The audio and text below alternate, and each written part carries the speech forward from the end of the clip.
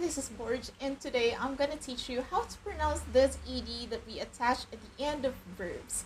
Do you know that we actually have rules for them? Let's talk about those rules today.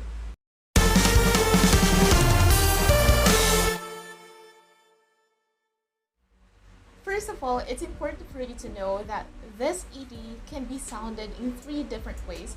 One is like a sound of the letter D. The second one, it's like a combination of E and D, ed. The third one, it's like the sound of the letter T. But we don't just choose which of these three sounds of ed are we going to apply in each word. We have some kind of a rule for that. For you to identify which of these sounds of ed you're going to apply or use in each word, you have to determine first what is the last sound of each word. And by saying last sound, I mean to say the sound of the last letter or last syllable of the word and not the letter itself. First, let's talk about instances when we sound ed as ed, with a combination of sounds of the letter E and letter D. The rule there is that when the last sound of the word is the sound of T, letter T, or the D sound, or the sound of the letter D, then we sound ed as ed. For example, let's have these words: paint, want, hate. All of these words end with the sound T. Then the words end, need, decide. All of these words end with the sound D or the sound of the letter D. Again, first rule, if the last sound of a word is either D or T, then we have to sound this ed as ed. Now let's attach ed at the end of these verbs. I want you to read them with me. Painted, painted. Wanted, wanted. Hated, hated. There's one more thing that I want to talk about here. When I said painted and wanted, you barely heard the sound of the letter T, right?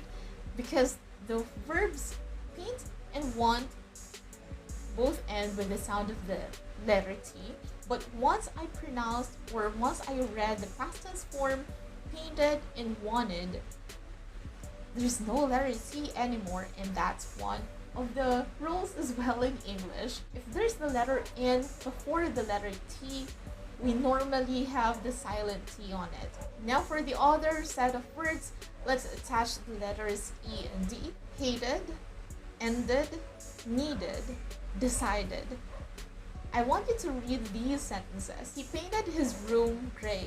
Again, he painted his room gray. She wanted a salary increase. Again, she wanted a salary increase.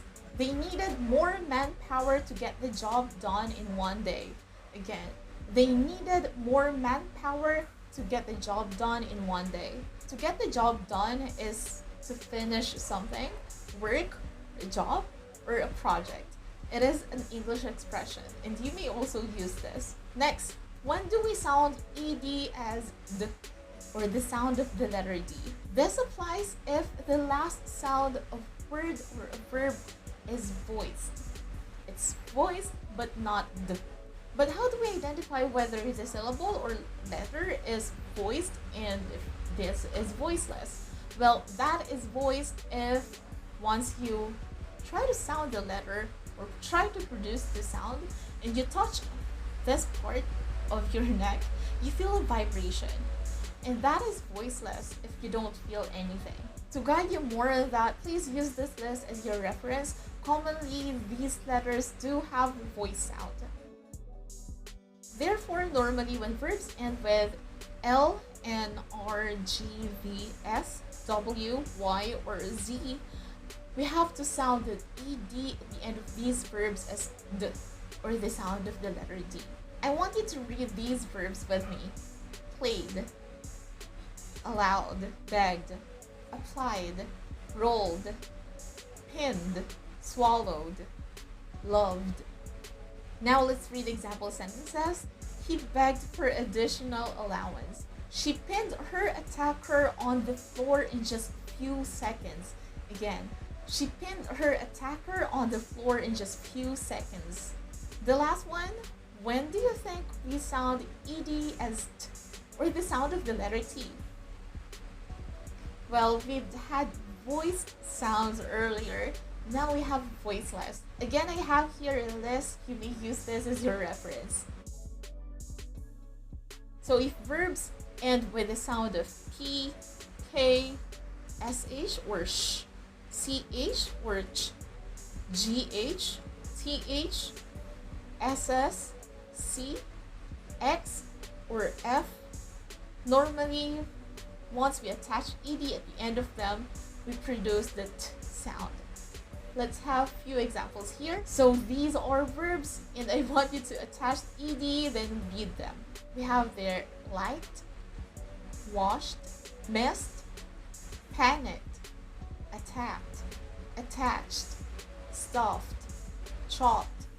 Again, the words are liked, washed, missed, panicked, attacked, attached, stuffed, chopped. But you might say, actually I had this student who told me, Miss, you know what, I don't hear native speakers producing that letter T sound at the end of verbs in past tense forms. Honestly, native speakers usually drop that letter T sound, especially if the next sound after that verb in past tense form is a consonant sound. For example, this verb, work. When we make that as past tense, well, we have to say worked, right? Because that ends with the letter K. But if that is followed by, for example, preposition for, normally we use this verb work with the preposition for. So we say worked for in past tense form, that's worked for. You might say, Miss, I didn't hear the letter T sound. Where is it? Well, we dropped it. Dropped means you ignore the sound or the letter, you don't produce it. Let's have another example there. Say we have this verb skip. Now, once we attach the ed there, we have to say skipped, right? But let's say we have this phrase, skipped the class. Just like she skipped the class yesterday. We don't say she skipped the class yesterday. We just say she skipped the class yesterday. Notice that we didn't have the letter T sound at the end of the verb skip. Now let's read these statements. She finished college when she was 22. Again, she finished college when she was 22. Notice that I didn't say she finished college. I just said she finished college, and that's fine. That's okay. My brother worked for a printing office. Again, my brother worked for a printing office. It's fine if you just say worked for and not worked for. We break more rules in spoken English than in written English, so you also have to be aware on that, especially if you want to sound more like a native speaker.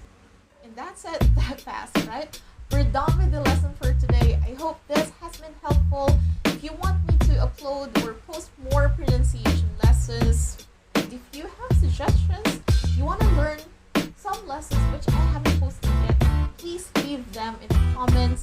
Thank you so much for watching. Dream and make your dream happen. I'll see you next time.